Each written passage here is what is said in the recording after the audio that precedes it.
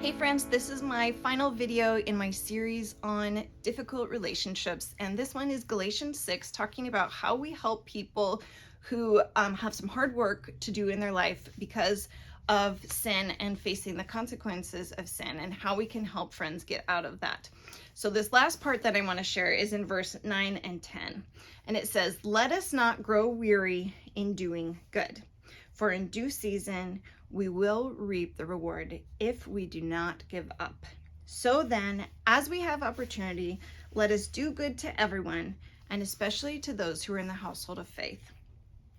So one thing about this, our first responsibility as we are loving others is to those that are already in our circle. Okay, you may want to go help the homeless, but if you can't help your brother who's homeless, if you can't find a way to love them, I think that's what God would call you to, rather than going and trying to feel good about loving other people who are homeless, but you're not willing to do the difficult work to restore relationship with the person that you know who's homeless.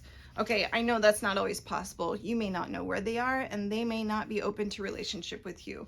But think about this, the people who are already in your family, in your church family, how can you love them as your first responsibility in doing good to others? If someone's not part of the family of God yet, then your first responsibility is to make them part of the family, or to do what you can to share the love of Christ. You can't make that decision for someone, of course, but you can do what you can to lead them to the family of Christ by showing God's love. But verse 9 says, "Let us not grow weary in doing good."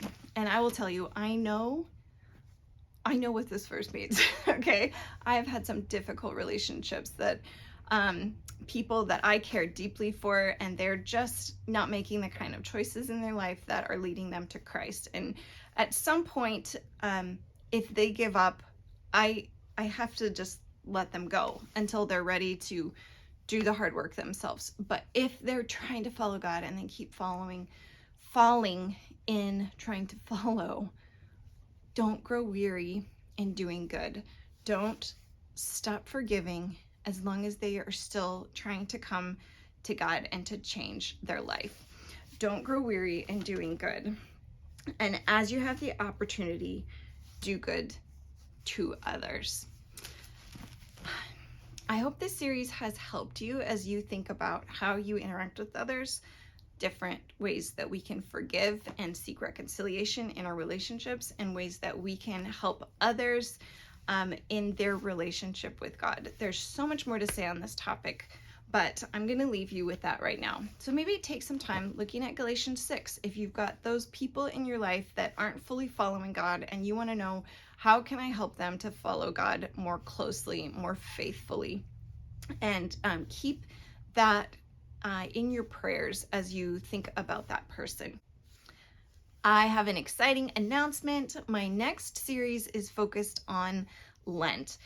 The first day of Lent is March 2nd, leading up to Easter on April 17th. Now, what Lent is a way that we can focus our hearts and our lives a little bit more on Christ and on patterns of following him and repentance, and just focusing our lives around him a little bit more as we lead up to the Easter season. This may be a totally new thing for you, but I will have more videos coming up soon talking about my focus for Lent and inviting you into that with me.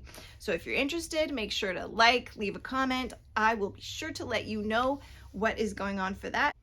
So I encourage you to think about that as we near the beginning of March. Think about, what might God be calling you towards, not just in restoring relationships as we've been talking about this month, but in the things that you can do to draw your own heart closer to God as we get ready for Easter. I hope you have a great day. I hope you enjoy your coffee. I'm going to go finish up mine, and I will see you again soon.